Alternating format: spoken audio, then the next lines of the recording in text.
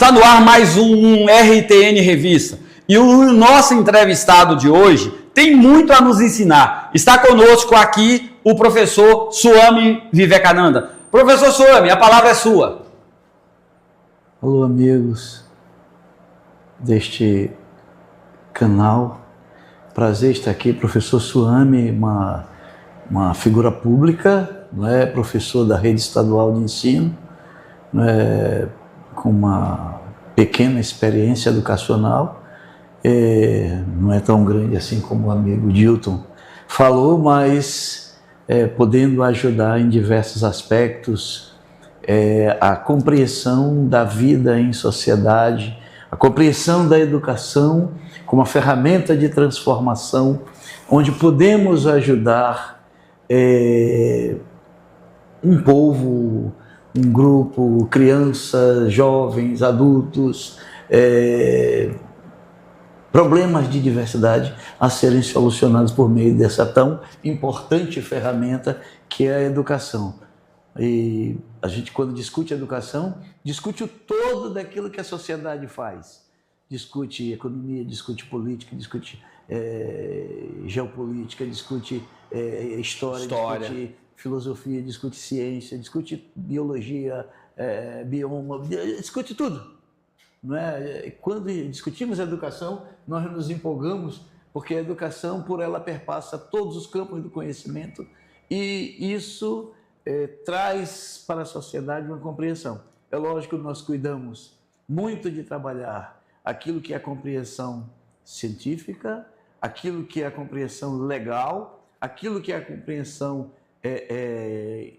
das instituições. Então tem um estudo sociológico que as instituições têm a ver com a sociologia. Então isso nos interessa, o estudo das sociedades, né, de como funcionam, né, a teoria geral do Estado atual, para onde está indo essa sociedade líquida, não é? Amor líquido, trabalho líquido, tudo é líquido, nada mais é ad eterno. E aquilo que era o meta estacionário parou. Então a gente discute tudo isso e é para isso que a gente veio aqui, discutir com o amigo Dilton, né, essas nuances da vida em sociedade. Muito bem, e nós vamos tratar aqui de vários aspectos no que diz respeito à educação. Nós vamos falar também um pouco, é claro, vamos falar do tempo que ele esteve à frente da Secretaria Estadual de Educação, a SEDUC. Então, são muitos assuntos que nós temos aqui para ser abordados e nós vamos talvez não dê para a gente se aprofundar, mas nós vamos tratar de bastante coisa aqui. Vamos falar de política também, né? Eu quero ouvir a opinião dele a respeito do atual quadro, de como é que está a política hoje, tanto no Brasil quanto aqui em Porto Velho, no estado. Nós vamos tratar de bastante coisa. Mas eu queria, professor, antes da gente começar a falar, eu queria que o senhor me falasse um pouquinho, contasse, não dá para falar todo, mas pelo menos um pouquinho do seu currículo. Onde que o senhor já trabalhou, onde o senhor já atuou? Conta para nós. Então, Dito, o professor Swami iniciou a carreira em 1989, 88, na linha 635, em uma sala muito seriada, né, dando aula de primeira a quarta série para crianças, né, de 7 a 11 anos de idade, né, magistério, né, e comecei ali, depois fui aprovado no vestibular da Uni, e no curso de História, que eu fui acadêmico de História, feliz acadêmico, né?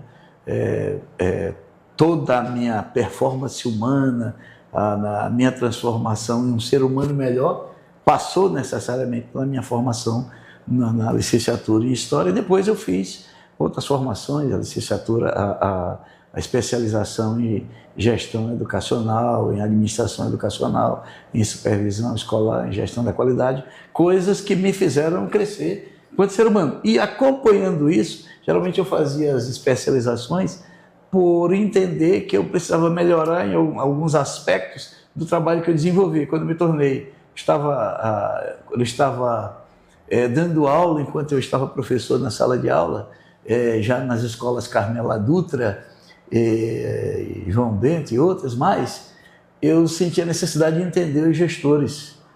Por que aquilo não melhorava? E de repente eu me tornei gestor, e aí eu tinha que entender um pouco mais. E aí é fácil ser a pedra, difícil é ser a vidraça, né? Exatamente. E aí, quando eu era a pedra, eu não entendia por que os diretores funcionavam daquele jeito. Eu não entendia como funcionava o sistema. E o sistema político, ele é agressivo para com os gestores escolares, gestores de postos de saúde, gestores da agricultura. Gestores públicos. Gestores públicos, a força vem do externo para o interno. Aí quem manda mais, quem pode mais, né, chora menos. E aí, depois que eu me tornei gestor, eu fui tentar entender, compreender a lei que me amparava enquanto gestor, né, e aí depois a aplicação, para ter uma aplicação na educação que pudesse resolver os problemas dos alunos. Como eu não tive, eu vi que pelas forças naturais do uso da lei não funcionava, eu tive que me aproximar de algumas pessoas. Então, até 2002 eu tive uma realidade de muita dificuldade, mas de 2003 para frente, no início do governo Cassol, eu já diretor da Escola João Bento da Costa, eu tive apoio da secretaria, do secretário, do governador do estado naquela época, para fazer as mudanças que eu precisava. Chegou aquela hora que o ex-governador Cassol disse: essa escola, eu quero que seja feito o que esse diretor está dizendo que tem que ser feito. E aí nós começamos a fazer as entregas, lógico, para o governo. O professor César Licório era o secretário da época, depois o professor Edinaldo, e eles diziam: você me diz o que é que você precisa que nós vamos resolver. Então, quando você tem este apoio dos gestores, você pode ver que naquela época a Escola João Bento, ela cresceu demais, ela se tornou uma vedete da cidade, todo mundo queria ter um filho lá dentro da escola. Ainda hoje, né? Ela ainda tem muita força hoje, já não mais com aquele mesmo impulso mas ainda do passado, mas aí tem muita moral. Mas hoje a Escola da Moda em Porto Velho é o Guapindaia. É uma Guapindaia e depois o Cláudio Manuel da Costa, lá na Zona Sul, lá na ponta. Além dos colégios cívicos militares, né? Os colégios cívicos militares são realmente escolas de excelência. Cresceram muito. Né? Na gestão agora do Coronel Marcos Rocha, eles andaram bastante, né? Foram muito apoiados. Então, eu queria dizer para você que um profissional, ele só cresce assim. Depois disso, eu fui fazendo as especializações concomitante às minhas necessidades. Eu fui levado pelo governo Cassol para o Conselho Estadual de Educação e, naquele momento, eu comecei a estudar com um grau de profundidade muito grande, frequentando fóruns nacionais de educação. Eu consegui compreender melhor a educação brasileira debaixo do queixo de Cordão, Marilena Chauí, Ademo, essa gente assim, né, Milton Santos, aí você é obrigado a crescer, porque você está debaixo de uma argumentação poderosa, né? Conheci o presidente do Conselho Estadual de Educação de São Paulo, né, professor Carbonari, Você falou Marilena Chauí, professora de filosofia. Mas aquela que falou um monte de barbaridade. Andou falando umas bobagens esses tempos agora. Mas quando era conselheira, os conselheiros têm uma postura muito firme, né? Então, assim... É ela que detesta a classe média? Pelo menos afirmou agora. Então, assim, nós precisamos o ser humano, ele cresce conforme o povo diz que é o sapo, mas é o ser humano que cresce conforme a necessidade, né? Sim. E eu penso que eu fui avançando no pouco conhecimento que eu possuo, porque eu só possuo 1% daquilo, dos 100% que eu gostaria de possuir, mas eu bebi em fontes saudáveis, né? Eu participei de muitos fóruns nacionais, depois fui para o Senai, e no Senai eu participei da Olimpíada Internacional do Conhecimento Científico e Tecnológico em São Paulo, e eu pude crescer bastante naquilo que é a educação profissional tecnológica do Brasil. Ouvi palestrantes americanos da NASA, aquela coisa toda, ministro da Holanda, ministro de todo canto. Então você vai conjugando as coisas, observando melhor, analisando, se despojando, desarmando daquelas coisas que são reacionárias que tem na educação brasileira. Professor, eu vou só continuar aqui falando um pouquinho de coisas mais pessoais, depois nós vamos falar da sua atuação como secretário, vamos entrar na seara da política. Mas eu queria saber o seguinte, qual que é a origem desse seu nome, o Swami Vivekananda? Swami Vivekananda, Swami é uma expressão da Índia que se dá para orientadores espirituais, e virou um nome na sociedade internacional. Vivekananda é o verdadeiro nome do pensador que meu pai colocou, me batizou com esse nome. Mas assim, é uma espécie de orientador, conselheiro, né, espiritual de seres humanos em algumas regiões da Índia. Em outras é um nome próprio mesmo. Entendi. Realmente é um nome diferente, mas é interessante a gente saber, até porque eu fiquei curioso e eu acredito que também o nosso telespectador também deve ter despertado essa curiosidade. Se despertou curiosidade, a gente está aqui para poder esclarecer, para poder satisfazer essa curiosidade do nosso telespectador.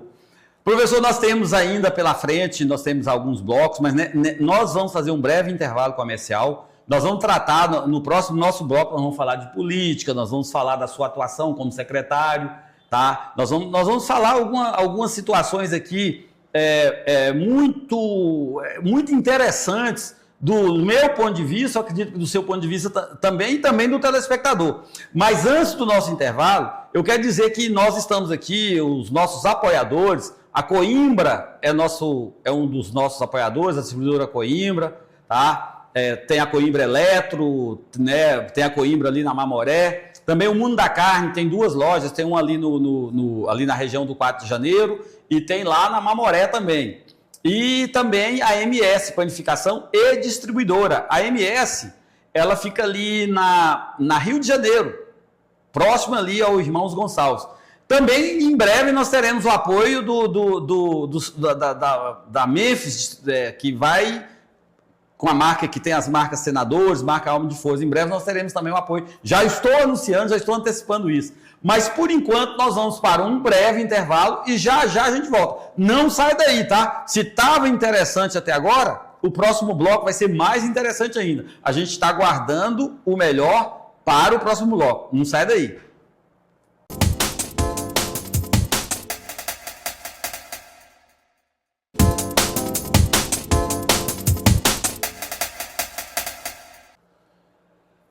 Estamos de volta com a RTN Revista, o nosso entrevistado, o professor Swami. Nós vamos continuar falando agora. Professor, eu queria saber um pouquinho da sua atuação, o que aconteceu, como foi esse seu tempo como secretário estadual de educação. Conta para nós, como foi isso? Então, eu fui convidado no final de 2018, no fim da eleição, para governador do estado de Rondônia em 2018, pelo governador eleito, coronel Marcos Rocha, para assumir a Secretaria de Estado da Educação, com plenos poderes para fazer algumas transformações acordadas com ele, né? Nada que eu fiz foi porque isoladamente eu fiz por minha conta e risco, mas tudo estava alinhado com ele. Nós tínhamos que ofertar educação profissional, começar, porque Rondônia não decolava nisso. Hoje Rondônia tem 5 unidades móveis de educação profissional, o IDEP conquistou isso. O IDEP é um instituto vinculado à SEDUC, pertencente ao governo de Rondônia, que está ofertando educação profissional. Hoje já está centenas de alunos técnicos. Tínhamos que tirar o ensino médio de Rondônia lá de trás, porque a obrigação precípua do Estado é para com o ensino médio. A segunda obrigação é com o ensino fundamental. A primeira é com o ensino médio, porque é o fim, é o polimento do nível de educação básica. Então, naquele momento, a nossa responsabilidade, o nosso parque de escolas, tinham muitas escolas ainda de container, com pedaço de container, coisa enfiada pelo mato e tal, e o coronel determinou que tudo fosse retirado e fosse construído salas de aula. Nesse período nós construímos 250 salas de aula. No primeiro mandato do coronel ele determinou e eu pude aplicar o recurso muitos materiais, foram adquiridas centrais de ar-condicionado nessa temperatura de Rondônia para todas as salas de aula que tinham energia favorável, todos os materiais necessários, cadeiras novas, móveis, mobiliários, televisões, data show, tudo aparelhou as escolas todas. Laboratório de mídias, né, computadores, internet, tudo avançou bastante nesse período. Foi uma gestão. E aí nós tivemos um problema no meio que foi a pandemia.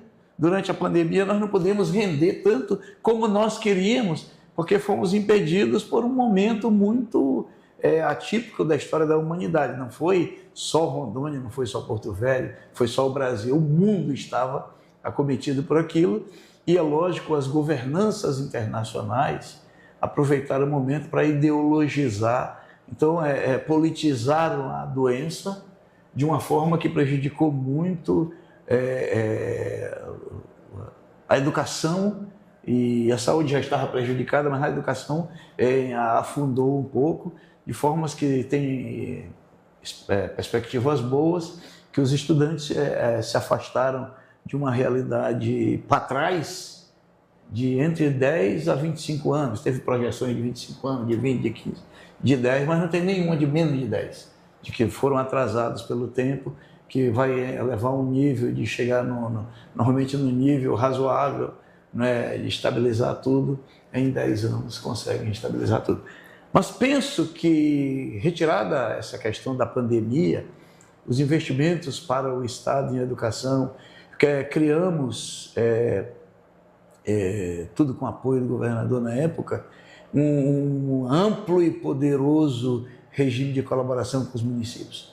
Muitas salas de aulas construídas para os municípios, né? Muito laboratório de informática para os municípios. Então, essas coisas todas puderam acontecer porque era uma gestão clara. E aí, quando você diz uma gestão clara, voltada ao povo, ao contribuinte, é lógico que você está fechando as portas para alguns políticos encarteirados que vivem eternamente na política, que gostam de que o secretário faça aquilo que ele quer. Compra uma geladeira para a escola fulano de tal, faz um vídeo de 1 hora para dizer que comprou uma geladeira para uma escola. Eles não têm uma visão ampla do que precisa ser feito. A visão deles na pior das hipóteses, na melhor das hipóteses, não é? Populista. Entendeu? Querem arrumar impacto. Não sabem o que faz realmente um legislador, portanto, eles querem se intrometer naquilo que é da execução, mas ninguém pode criar dívida para o Poder Executivo fazer.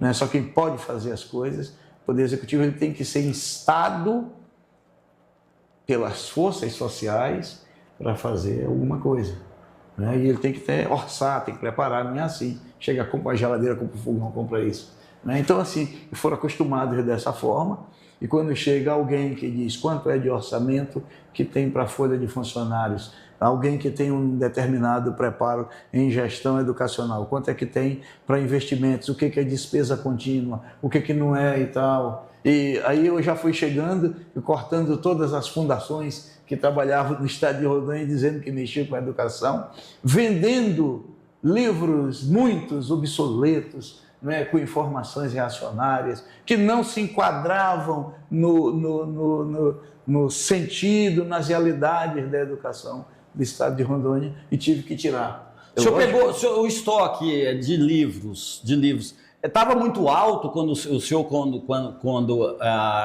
secretário? Como que estava o estoque de livros? Não, o estoque de livros do MEC, ele entra e sai. Não fica, não para. Não fica. Agora, as coleções que são adquiridas pelo mantenedor para serem entregues às comunidades, o Tribunal de Contas ele faz uma exigência. Sim. Você tem que, para fazer uma aquisição de algo, você vai ter que botar o nome da escola, a quantidade de aluno, de livro. Tem que ter uma projeção de como vai ser distribuído. Orçamentária de como é que vai ser distribuído. Certo. Mas durante a pandemia, nós tivemos que suspender as entregas por problemas políticos internos também. E isso até logísticos, né? Logístico. Mas assim, dava para entregar, mas tivemos um problema aí, uma determinada figura entrou no meio aí, com politicagem e atrapalhou. Mas assim, nós não, na época, qual eram as determinações, as recomendações do Ministério Público? O Estado precisa reagir, apresentar, esboçar uma reação com referência ao Plano Estadual de Educação, que iniciou em 2015 sua execução e não consegue responder às metas que estão estabelecidas e aprovadas pelo governo do Estado, pela Assembleia Legislativa. Então nós fomos correr atrás disso. Também precisa cuidar da educação ambiental, não tem material, o município não tem. Precisa cuidar da educação para o trânsito, o município não tem. O Detran nunca chegou com evidência, com forte na escola, entendeu? Meia dúzia de funcionários não consegue chegar. Não é um programa... E o Educatran da Secretaria de Segurança? Educatran, você não conhece? Não, eu conheço o programa, mas ele é minúsculo.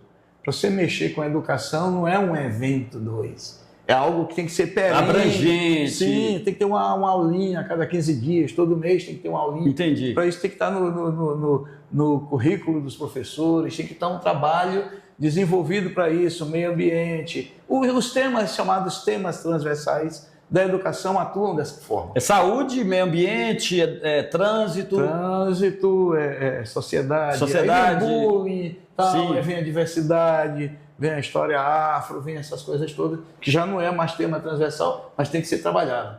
Aí você tem que comprar material por fora, porque nem sempre o livro didático não traz. Não aborda não abrange na totalidade. Você tem que, por exemplo, indígena. Vai aparecer o indígena brasileiro. Nós queremos o indígena amazônico.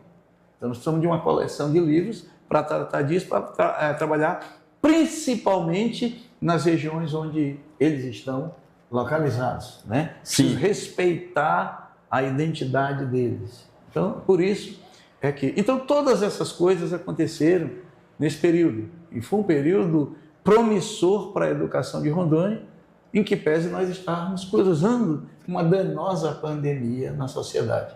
Pessoas morrendo, pessoas perdendo entes queridos, saindo sequelados. 3.000 servidores da SEDUC ou com comorbidades ou com idade puxada, é perigoso. Então tudo isso nos atrapalhou. Afetou, né? Afetou de certa forma por um lado, mas adiantou por outro lado. Se por um lado eu não pude investir diretamente naquilo que seria o objeto fim, o estudante de imediato, porque ele não estava na frente do professor, nós pudemos corrigir algumas coisas feias que tinham na história de Rondônia para com os profissionais, quando pagamos mais de 200 milhões de pecúnias para servidores que a SEDUC devia desde 83. Realmente houve uma verdadeira revolução dentro da educação de Rondônia, né? Então, assim, eu me sinto uma pessoa, hoje, muito feliz, olhando para isso tudo. Porque sou respeitado pelos servidores e tal. Pessoal, por que o senhor saiu? Não, chega de suame, tem hora que tem que parar, né? Fiz um acordo com Deus, meu Deus me protege enquanto eu estiver. Hoje eu sou um dos poucos secretários de Educação do Estado que possui certidões de contas, do Tribunal de Contas regulares, né? Se não foram rejeitadas, e graças a Deus por isso. Mas assim, tem muita coisa ainda para ser feita. Nós não somos o sumo do leite, né? Nós somos areia do deserto, mais um aprendiz da vida, alguém que quer fazer coisas boas, e todas as vezes que me oportunizarem fazer, acredite, eu vou fazer, e vou fazer com transparência, sem corrupção, com um olhar voltado sempre para o aluno, para quem paga o tributo, preocupado com o pai, com o destino das famílias, com o destino do Brasil. Realmente a gente pode ver que houve, de fato, uma revolução, houve uma evolução da educação no Estado, porque a gente antigamente tinha uma referência, uma escola estadual que era referência, era o Carmela Dutra, não é isso? Na década de 70 e 80. Isso, 80, sim. 90? Até 90. Eu me lembro que quando eu cheguei em Rondônia, a referência era só Carmela Dutra. Hoje nós temos o João Bento, nós temos o Major Guapindaia, Nós temos o outro que o senhor falou que eu me O esqueci. Carmelo lá do outro, Cláudio Manuel da Costa, o Barão. O Barão. No interior tem Não, vamos falar só de Porto Velho para a gente ficar aqui. Velho, eu posso te dizer assim. E sem contar. Carteira. Nós temos escolas na Zona Leste, como a Escola Cívico-Militar, está lá, Ulisses Guimarães. Que escola? Nós temos o Capitão Cláudio Manuel da Costa na Zona Sul. Nós temos o Major Guapindaia, nós temos o Doutor Tino de Freitas aqui, o Marechal Rondon. Sim. Né? Nós temos o Carmelo Dutra, que continua uma boa escola. Né? O Castelo Branco é uma boa escola. Castelo Branco. Entendeu? O Barão é uma maravilha. Então, outras escolas, hoje o Getúlio Vargas, que está no Colégio Dom Bosco antigo, então, porque a escola vai entrar em reforma, né? O prédio, aí está com problema lá de burocracia, mas assim, o Estado cresceu muito e a Secretaria, ela vem buscando uma evolução. Ela vem buscando, o governo, ele favorece para que a Secretaria possa trabalhar. Não é porque sai uma ou outra peça que o tom muda, não muda. Porque o objeto, o fim que se quer, não é um. Se não vai se conseguir, nós saímos de uma realidade de estar depois do 15º no SAEB brasileiro de ensino médio para entrarmos, para nos tornarmos sexto. É uma grande conquista. É uma grande conquista. E estamos assim, capengando. Já não somos mais o primeiro da região norte, como fomos em 2019, mas estamos lá em terceiro, por aí. Então, que bom para nós que estamos nessa condição. Professor, nós vamos agora novamente para um intervalo, mas o senhor não vai escapar da gente falar de política não, tá? Pode ficar sossegado, nós vamos falar de política. E o RTN Revista vai para um breve intervalo. Aguarda aí, que está ficando cada vez mais interessante. E o próximo bloco está melhor ainda. Já já a gente volta.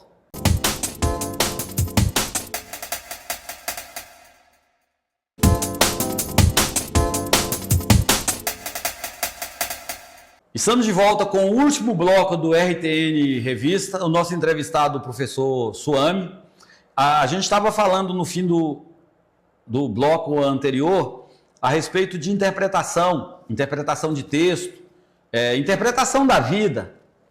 E isso, professor, tem feito em certas circunstâncias, a pessoa por não saber interpretar aquilo que vê, aquilo que ouve, aquilo que lê, acaba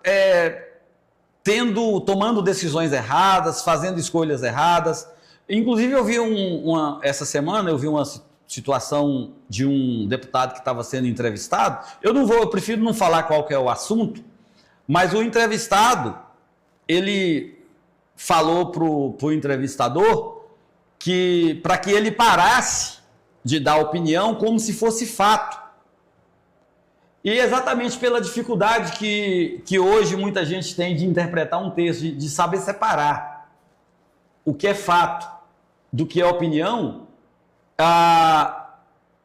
esses formadores de opinião têm colocado a opinião dele como fato. Como que a gente pode prevenir isso, principalmente no que diz respeito à política? Saber separar o que é fato do que é opinião. Bom, Gilton, antes, quando nós não tínhamos esse volume informativo que as redes sociais impactaram o mundo com isso. Quando nós não tínhamos isso, tinha um âncora que avaliava as coisas, um fato acontecido, analisava e tudo mais. Hoje, e até mesmo a livraria que está disposta para os estudantes, volta e meia é encontrada alguma coisa que não é tão didático, é opinativo, né, e que não deveria estar ali.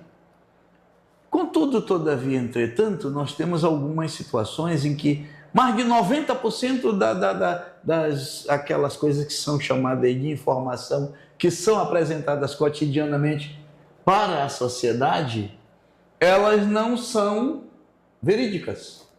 Elas são apenas uma opinião doutrinada de alguém que passou aquilo. E tudo, quando eu estava na universidade, o meu curso, é um curso de ciências humanas, você precisa ver qual a tua predisposição para ler, para ouvir uma informação. Porque se você já estiver alienado a uma verdade, aquilo ali vai ser verdade ou mentira para você. Não é? Sim, Tem sim. gente aí que diz que mensalão nunca existiu, que petrolão nunca existiu, que Lula é um anjo do céu. Outros que dizem que Bolsonaro nunca negou vacina. Então, as pessoas fabricam os factoides em suas mentes e lançam para frente. E aqueles que são mais fracos, que não possuem uma leitura de mundo com uma acuidade mais profunda, a tendência deles é fracassar. Professor, só para fazer aqui uma breve... Quando o senhor chegou aqui, antes de nós iniciarmos o programa, eu falei com o senhor que o senhor teria toda a liberdade de falar aquilo que o senhor pensa, independente de eu concordar ou não. Eu faço isso, eu dou abertura para ouvir o contraditório, justamente para quê? Que de repente o contraditório me convence que eu estou errado. Só que hoje em dia as pessoas estão tão bitoladas, mas tão bitoladas que não querem ouvir o contraditório. Nós entramos em um mundo muito parecido. Essa nossa coisa de copiar americanos nunca deu certo para nós. Nós não temos nenhuma Harvard aqui dentro, nenhuma Massachusetts aqui dentro. Não temos. E por não termos, não que a USP seja uma universidade ruim, não que a Universidade Federal de Rondônia seja ruim, mas não está no nível científico, tecnológico daquele outro mundo. Mas nós queremos também manter aqui uma esquerda e uma direita como foco de discussão humana. E isso não é correto. A nossa sociedade, a exemplo de outras sociedades do mundo inteiro, ela é líquida. Os casamentos não são mais ad eterno. Os namoros não são mais ad eterno. Ninguém não entra mais num trabalho para passar 40 anos trabalhando só naquilo. Deixa eu só fazer uma observação aqui. Antigamente, quando a gente falava o nosso estado civil, a gente usava um verbo. Hoje as pessoas usam outro. A gente usava o verbo eu sou casado. Hoje as pessoas usam eu estou casado. Estou casado. Então, assim, numa sociedade como essa, você não pode entender... Por exemplo, ainda agora eu falei para você que quem criou as guerras foi o racional. Aquela proposta de fazer tudo igual, os outros não aceitaram. Não é? O professor Leandro Carnal diz assim, que de repente alguém questionou, ei, o Jesus Cristo foi o 24º profeta. Maomé é o 25º, então eu não vou acreditar em Jesus Cristo, eu vou acreditar em Maomé. Aí o judeu diz, Jesus Cristo não é o Messias. Vai vir ainda. Você vai pender para um lado desse. Você tem que ter uma convicção que é sua, que é humana, sua, dependendo daquilo que você se sente feliz. Deixa que os outros pensem o que quiserem. Você tem que estar em paz, ou com seu Deus, ou com o outro, mas você não pode, de forma nenhuma, abandonar um estudo aprofundado que você faz para seguir memória de outros. O que é importante é você saber, as pessoas não podem parar de estudar. Até porque numa sociedade líquida você está sempre andando para frente, caminhando e indo. Os filósofos dizem que o indivíduo não sabe nem para onde vai, mas vai, tem que ir. Sabe que não pode parar. Amanhã é outro dia, já se sabe que a aposentadoria, se o cara ficar na frente da televisão sorrindo, ele vai morrer, vai adoecer, vai definhar. Então, é preciso continuar lendo, é preciso continuar estudando, buscando em fontes que não são extremistas, nem de extrema direita, nem de extrema esquerda, mas que tragam uma colisão de forças que seja o máximo possível, não é, equilibrada, que permita os seres humanos, que compreendam os seres humanos, que saibam lidar com gente. Falando nisso, a política se aproxima, nós temos que escolher alguém que entenda de gente, das dores da sociedade, como é que funciona uma escola. A escola é um filtro social. Quando chega alguém num posto de saúde é outro filtro social. Chega o doente sendo carregado por um outro doente que está doente por não saber o que fazer para passar a dor daquele doente. Então, assim, nós temos que ter gente na política que seja sensível aos problemas sociais. Como pode alguém entrar e sair, passar 8 anos administrando o município A ou B ou D e tal, e sair e não construir um hospital? Como pode um governo de estado passar? Como pode uma presidência da República construir um monte de UPA e não adianta construir o prédio, precisa saber como é que vai enchê-lo, fazer um enchimento dele, que profissionais serão colocados dentro dele, né, para atender as demandas daquele lugar. Aí de repente, vamos trazer lá do outro lado do mundo, mas a medicina de lá trata de malária? Não. Trata de as nossas febres aqui? Não. Conhece os problemas da nossa água? Não. A mesma coisa com a educação. Contratar fundações lá do sul do Brasil para trazer para cá. Que teoria científica eles conhecem sobre as realidades do nosso estado, do nosso município? Nada. Vão querer que nos ensinar a pesquisar para nós estudar? Não, isso aí nós já sabemos. Então é por isso que eu venho afirmando, eu venho dizendo, olha, nós temos que criar uma pedagogia. Antigamente eu dizia brasileiro, hoje eu quero rondoniense. Rondoniense. Entendeu? Que entenda dos arranjos locais do município. Se Cacoal é um polo que gosta de mexer com vestuário, nós temos que ter curso de design de corte e costura, nós temos que ter corte e costura, nós temos que ter indústrias instaladas lá, que os bancos de lá financiem para que aquelas senhoras, aquele povo que mexe com isso, que faz esses cursos, possam montar a micro, a média e a grande empresa no lugar e gerar produção, empregabilidade e tudo mais. E não você ficar trazendo pacote de outros lugares do mundo para cá, que não vai resolver a nossa situação. Ô, professor, o que eu vejo na questão política é que falta entendimento humano do político. Falta conhecer. Eu vou dar um exemplo aqui de uma situação que aconteceu comigo. Eu estava num órgão público um dia desse, chegou um político daqui e ele queria ser atendido pelo diretor daquele órgão público. Só que aquele diretor, ele chegou sem avisar, aquele diretor estava atendendo uma pessoa, tinha mais uma na minha frente e depois era eu. Ele chegou lá, ficou bravo. Ele fez o maior escândalo naquela... Desequilibrou. Ele ficou totalmente desequilibrado. Aí eu cheguei, eu peguei, era a minha vez, eu fui e falei com o diretor, olha, vamos fazer o seguinte, vamos marcar para outra hora, porque o político que está ali fora, ele está desequilibrado, está nervoso. Eu saí, fui explicar para o político, olha, eu cedi a minha vez para o senhor, eu sei que o senhor está com pressa. Ele veio com total ignorância, eu espero que ele esteja vendo. Ele sabe de que eu estou falando. Vou falar com o órgão público, tá? Para o senhor lembrar quem que é o senhor, tá? Foi no Detran. Eu não vou citar o seu nome, não, mas que dá vontade de dar. Ele saiu daquele... ele me deu uma patada. Eu fui educado com ele, eu cedi a minha vez, marquei para ser atendido uma outra hora, ele me deu uma patada. Senhores políticos, quando você for dar uma patada numa pessoa, às vezes ele é um formador de opinião, tá? Às vezes ele é um formador de opinião. Procura conhecer, procura saber das necessidades, procura ser humano.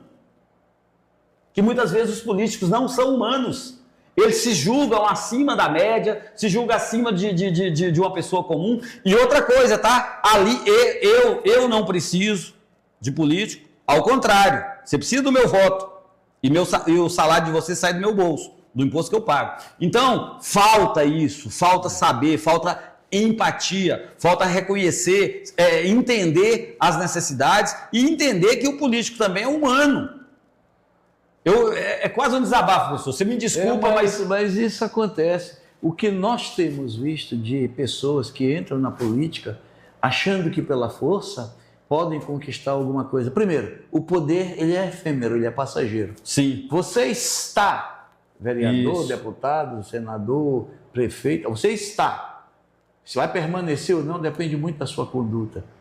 Depende muito daquilo, do seu desenvoltura humana, de você, se você realmente sabe cuidar de gente, se você está preparado para olhar com um olhar empático, que você seja alguém, e agora nessa hora de campanhas políticas é muito bom que as pessoas saibam disso.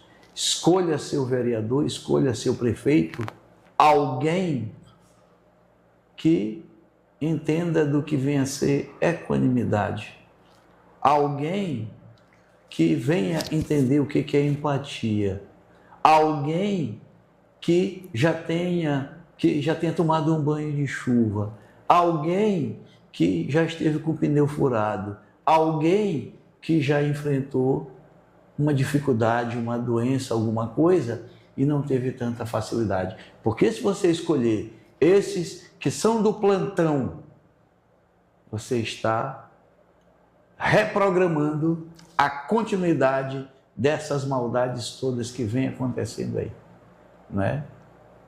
Aí você é o culpado. Tem muita gente que diz que cada povo tem o governo que merece. Exatamente. Eu prefiro dizer que cada povo tem um governo que escolhe. Eu prefiro dizer que é uma questão, é um rito. Votei, vem a consequência. Se foi desastroso, a consequência vai vir. Todas as ações humanas possuem uma consequência na sequência. É o famoso efeito borboleta. É. Aquilo que você faz vai ter... bumerangue.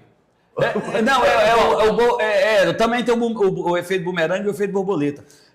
Existe muita situação da pessoa, algo que é preciosíssimo, a gente escolher o nosso governante, os nossos governantes, é algo muito precioso. Tem país que não tem essa liberdade, eu não sei. A Venezuela, por exemplo, parece que não tem essa liberdade. Não tem. E outros países não têm. Então, não vendo o seu voto,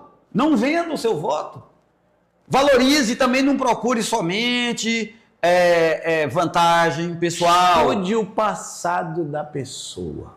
Exatamente. Se nunca fez nada, não vai ser agora que vai fazer. Se nunca cuidou de gente, se nunca pagou suas contas em dias, não vai ser a partir de agora que vai pagar. É melhor cuidar. Porque o calendário não anda assim, 31, 30, 29, 28. Não, é 1, 2, 3, 4, 5. Para frente. É para frente que vai. E a gente precisa cuidar. Nós precisamos cuidar de nós. Isso sim seria cidadania. Isso sim é uma coisa coletiva. Até porque não existe ética coletiva, mas existe ética individual. Eu preciso ser ético. Tenho que respeitar o Dilton precisa me respeitar. Mas eu preciso antes respeitar a minha pessoa para poder respeitar os outros. Então, fazendo isso, você vai escolher a melhor pessoa para defender seu município. Você vai ter um município muito melhor. Não caia na besteira de querer empurrar nos outros gente errada. Estude muito. Político não é para você casar. Não é para ter amor. Você precisa ter certeza que ele é competente, que ele é capaz de desenvolver uma tarefa em benefício da sua cidade, da sua população. Professor, nós nem conseguimos abordar todos os temas. Precisamos de outro momento. Precisamos de outro e nós vamos ter em breve. Eu vou até anunciar aqui, tá? Em primeira mão, convidei o professor Suame para fazer parte do nosso quadro fixo, de estar aqui conosco, de a gente criar um programa falando de política, falando de assuntos diversos. Ele foi convidado para estar aqui conosco. Mas, infelizmente, o nosso programa está se encerrando. Eu quero agradecer muito a tua presença. O assunto, assim, eu nem fiz assim,